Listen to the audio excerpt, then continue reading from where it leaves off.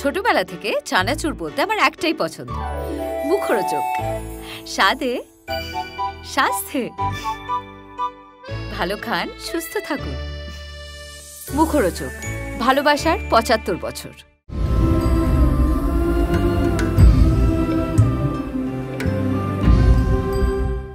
ভাই কিছু বলবি না? এটাই বলতাম ভাই। বহু মানুষ বলে আমাদের দুজনকে নাকি ভাই মনে হয়। তুই বরাবর ভালো দেখতেছিলি, আসিস এবং থাকবি, তুই চাপ বলে না। বাড়িতে না থাকলে আমি ওর পাশে গিয়ে ঘুমাই। সেদিনকে আজ তো মজা হোগা বিরু। ওর ছবি আমার কাছে খুব কম আছে, কিন্তু মনের গ্যালারিতে ওর ছবি আমার অনেক বেশি আছে। ঝড় এসে ঝড় বয়ে চলে গেছে, ও একই জায়গাতেই রয়ে গেছে। ঝড় ঝাপটা যতই আসে, সূর্য তো উঠবেই। তোমার বউ কোথায়? আমার কোথায়? অনেকদিন পর দুই ভাইকে একসাথে পাওয়া গেছে, তারা এখন একসাথে বসে আছে, তাই তো? অনেকদিন পর ভাইয়ের সাথে। অনেকদিন পর ভাইয়ের সাথে বসে ইন্টারভিউ দিচ্ছি। আমি এক্ষুনি বলছিলাম যে খুব পছন্দের একজন মানুষের সাথে আমি ইন্টারভিউ দেবো, আমার ভাই। ঠিক আছে ভাই, কিছু বলবি না? এটাই বলতাম ভাই। তো কেমন লাগলো শুনে? হাসি পেলো না? আমরা এরকমই। আমাদের কথা বাদ দাও, তুমি বলো তুমি কেমন আছো? আমি ভালো আছি। নতুন বছর তো এই দাদা, এখন আমি যদি বলি পর্দা, দাদা এখন মুম্বাইতে চলে গেছে, ভাই কলকাতায়। তো নানান ঘটনা ঘটে গেছে। ল্যান্ড করলো আর আমি ওকে নিয়ে মেকআপ রুমে ঢুকলাম। ও তো বম্বে থেকে শুটিং করছে না, আর আমি কলকাতা থেকে। খুব চাপ হয়ে যাচ্ছে আমাদের, মানে ভীষণ। দুটো ফোনে শুটিং হচ্ছে, দুটো ফোনে, তারপরে ডাম্প করে পাঠাতে হচ্ছে এডিটে। মাঝে মাঝে আমি মুম্বাই যাচ্ছি, মাঝে মাঝে কলকাতা। তো অনেক চাপের ব্যাপার। জিন্দেগি হতো এসিও 3 বছর ধরে আছি। যাই হোক, তো এই যে মাঝখানে ভাইয়ের একটা দূরত্ব তৈরি হয়েছিল, মন খারাপ হয়েছিল তো? ভাইয়ের দূরত্ব বলতে ভাইয়ের কল টাইম না থাকলে আমার ভালো লাগে না। কেমন একটা খাঁ করে মেকআপ রুমটা, সিরিয়াসলি করে। ওকে ফোন করি, ও আমায় ফোন করে। আজকে সকালবেলা দেখি ফোন করেছে। ফোনটা আমাদের ওরকম নয়, মানে আমাদের এমনি গল্প করি, তো কোনো কারণ নেই। ফোন করেছে সকালে, এটা মানে হয়ে যায় আস্তে আস্তে। সকালে ফোন করেছে, আমি তখন ধরতে পারিনি, বাথরুমে ছিলাম। বেরিয়ে আমি গাড়িতে উঠেছি, আমাকে বলে কিরে তুই ফোন করেছিলি? বলছে ভাই এমনি ঘুম থেকে উঠে সবার আগে তোর কথা মনে পড়ছে। আমি এমনি ফোন করেছিলাম, এমনি ফোন আজকেই করেছে। আমি দাদার বাড়ি থেকে ফিরছিলাম ড্রাইভ করে, কল টাইমে আসছিল। কিরে আমি বলছি ফোন করেছি না? যে হ্যাঁ। বলছি কেন? এমনি ফোন করেছিলাম, সকালবেলা উঠে তোর কথা মনে পড়লো, একটা ফোন করে দেখ। দাদার জীবনে ঝড় বয়ে গেছে মাঝখানে, তাই তো? এই যে বলুক, সূর্যের জীবনে ঝড় বয়ে। কি মনোযোগের দেখে মনে কি বলছিস? ঝড় এসে ঝড় বয়ে চলে গেছে, ও একই জায়গাতেই রয়ে গেছে। সূর্যের কোনো পরিবর্তন নেই, তাই তো? না, ও যদি মানে এটা যদি বলে থাকে, না সত্যি তো, ঝড় ঝাপটা যতই আসে সূর্য তো উঠবেই। হ্যাঁ, মানে এটা তো ওইটা একই জায়গাতেই রয়েছে। যারা এসেছে ঝড় পড় নিয়ে সব চলে গেছে, ও একই দাঁড়িয়ে রয়েছে একই জায়গাতে।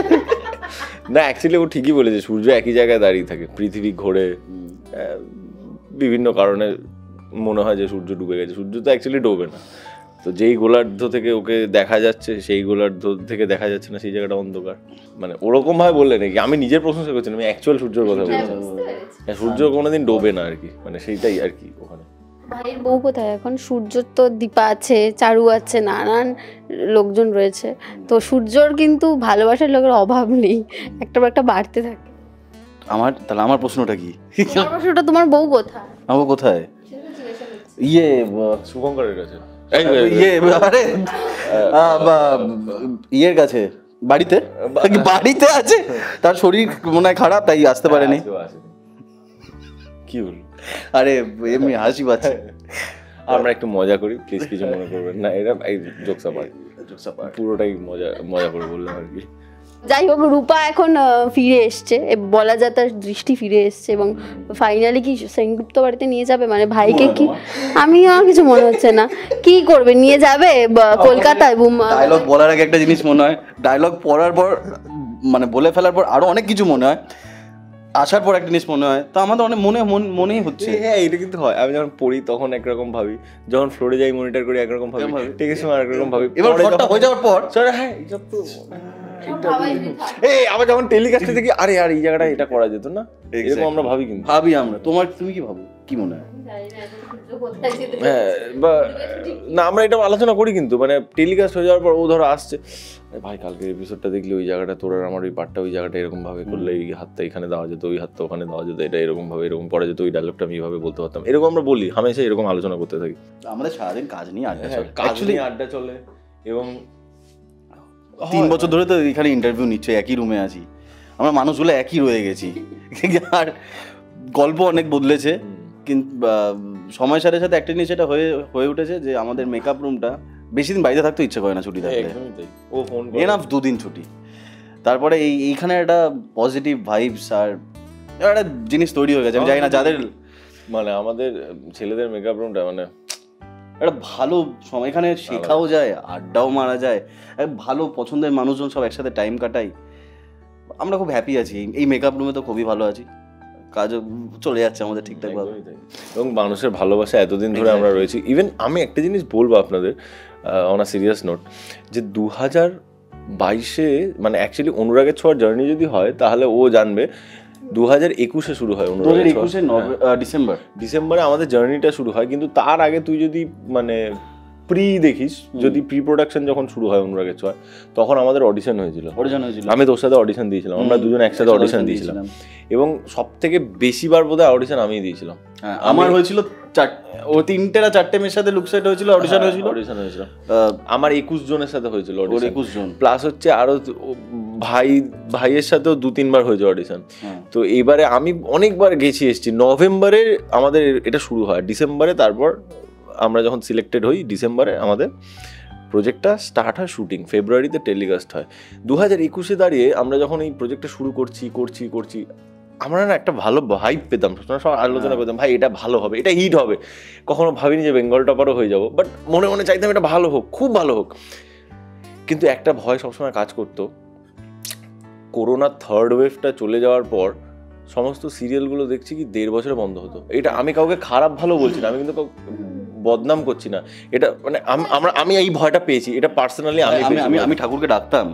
আমার লাস্ট এর আগে দুটো কাজ গেছে, আমি বলছি না, তো সেখানে আমি এটা শুরু হওয়ার আগে আমি বলেছিলাম ঠাকুরকে, ঠাকুর আমি যে কটা কাজ করেছি 1 বছর একটাও চলেনি, কোনোটা 11 মাসে কি বন্ধ হয়ে গেছে, কোনোটা 6 মাসে বন্ধ হয়েছে। আমি বলতাম যে পরের প্রজেক্টটা যেন আমার অ্যাটলিস্ট 1 বছর কমপ্লিট হয়। তাছাড়া আজকে 3 বছর রয়েছে প্রজেক্টটা, এটা না থ্যাংক ইউ টু ইউনিভার্স, মানে একদমই তাই, যেটা পাই সেটা বলা উচিত আমার মনে হয়। যে আমি সবসময় প্রার্থনা করছি, আমরা মেকআপ রুম আলোচনা করতাম, ভাই এখনো তো টেলিকাস্ট শুরু হয়নি, জানি না স্লট কি হবে, এই হবে, আমাদের এটা 1 বছর 1.5 বছর তো উচিত বল যাওয়া, আমাদের 1.5 বছর যাবে না। আমরা সবসময় প্রার্থনা করতাম এবং ইউনিটে সবাই বলতো এটা মিনিমাম 2 বছর যাবে, আমরা 2 বছর চালাবো যেভাবে হোক, এবং ভালোভাবে চালাবো। আমরা অনুরাগের ছোঁয়াকে 2 বছর ভালোভাবে চালাবো। হ্যাঁ, দেন আমরা 3 বছর কমপ্লিট করে এটা 4 নম্বর বছরে পা দিচ্ছি। মানে আমাদের জার্নিটা 3 বছর ক্রস করে গেছে, কারণ আমরা জার্নি তো ডিসেম্বর থেকে শুরু করেছি, টেলিকাস্টের জার্নিতে 3 বছর কমপ্লিট হতে আর 1 মাস মতো বাকি আছে, বাট আমাদের জার্নি 3 বছরের বেশি হয়ে গেছে। তো এটা একটা অনেক বড় পাওয়া আফটার করোনা। আমাদের প্রার্থনা, আমাদের এই জন্য বলে না সবাই যেটা চাইছে না, কোথাও ওই ভাইব্রেশনটা কাজ করে। আফটার করোনা অনুরাগের ছোঁয়া is the longest running project. তো এটা সত্যি পাওয়া, এটা ভগবানের আশীর্বাদ, দর্শকের আশীর্বাদ। আমি একটা কথা পরিষ্কার বলি যে আমি ভগবানকে বিশ্বাস করি, ভগবানকে একটু হয়তো জানি, মানি, একটু না অনেক মানি, বাট আমি ভগবানকে কখনো চোখের সামনে দেখিনি, কারণ অত পবিত্র আমি নই। ভগবানকে চোখের সামনে দেখিনি, আমি আমার দর্শককে দেখেছি, আমি শ্রীরাম, আমি বজরংবলী, এরা আমার চোখের সামনে কখনো আসেনি, বাট দর্শক রূপে এসছে। তো কোথাও গিয়ে তাদের ইচ্ছে, তাদের ভালোবাসা, কোথাও কানেকশন, ওইটা 3 বছর এখনো, এবং আমরা যথেষ্ট স্টেডি জায়গায় আছি। ইভেন এখনো শোটো করতে গেলে এত ভালো রেসপন্স, ভালোবাসা পাই, এটা অনেকটা একটা আফটার টেলিভিশন থেকে যেটা পেয়েছি আমি। এবং বহু মানুষ বলে আমাদের দুজনকে নাকি ভাই মনে হয়, এটা বলে না বল? এখন আমাকে ফ্রেঞ্চ কাট লেগে কেমন লাগছে আমি জানি। ভাই তোকে ভালোই লাগে, তুই বরাবর ভালো দেখতেছিলি, আসিস এবং থাকবি, তুই চাপ ভাই, চাপ নিস না। মানে যখন থেকে মেকআপ রুম শেয়ার করা, ফ্লোরে একসাথে শর্ট দেওয়া, এই ভালো বন্ধুত্বটা, তারপর এই ভাই হয়ে ওঠা, এই যে তোমাদের নিজেদের একটা তো জার্নি আছে এই 3 বছরের। তো ছেলেদের মধ্যে না বন্ধুত্বটাও ও আমার ভালো বন্ধু, কেউ বলে বলে না বাড়িতে না থাকলে আমি ওর পাশে গিয়ে ঘুমাই, যাতে ও ভয় টয় না পায়। হ্যাঁ, রাতে এরকম চলে যায়। হয়েছে, মাঝে সাঝে আমি করেছি আমি। ডেকে নিই, ওই আর কি, বাড়িতে কেউ না থাকলে, মা বাবা না থাকলে, তো ভাই তুই চলে আয়, ভাই, আমি আজকে বল, একা আছি।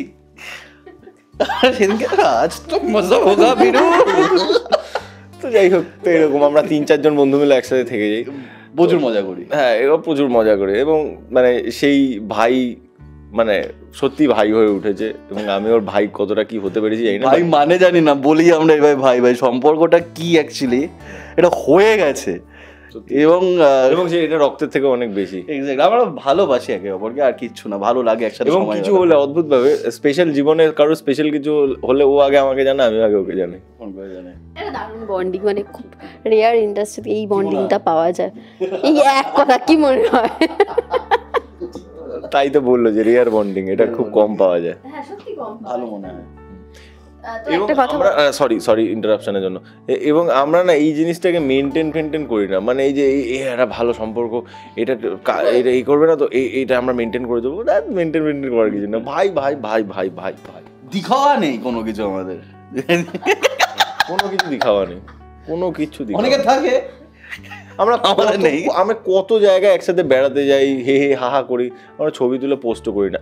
তার মানে এই নয় যে ছবি তুলে কখনোই পোস্ট করিনি, করেছি। ও আর আমি বেড়াতে গেছি, অনেকে মিলে বেড়াতে গেছি, ও ওর বউকে নিয়ে বেড়াতে গেছে, আমি আমার বাড়ির লোককে নিয়ে বেড়াতে গেছি, বা আমি আমার বন্ধুদের সাথে ওর সাথে বেড়াতে গেছি, আমরা ছবি তুলেছি, কিন্তু ম্যাক্সিমাম জায়গায় আমরা ছবি তুলে পোস্ট করি না। মানে বলা হয় যে তোমার মানে এরকম একটা কোটস আছে, আমি দেখছিলাম যে মেনশন দ্যাট ফ্রেন্ড যার সাথে তোমার ফোনে গ্যালারি নেই, কিন্তু তোমার মনের গ্যালারিতে সে সবসময় থাকে। ফোনের গ্যালারিতে তার ছবি থাকে না খুব একটা, ওর ছবিও আমার কাছে খুব কম আছে, কিন্তু মনের গ্যালারিতে ওর ছবি আমার অনেক বেশি আছে। লিখলে ডায়লগ লিখলে কিন্তু লিখে নিও, যা দিচ্ছিস তুই এক একটা, যারা যারা আছে এটা কোটস ভাই, না না দাদা, তুমি যা বলছো দাদা, লিখে নিলে ছবি বানাতে কাজে লাগবে। ও ড কেন বলছে, এটার একটা অন্য কাহিনী আছে। তুই বলছিলিস বল। না ও বলবে, শুরু ও করেছে, ওই বলুক।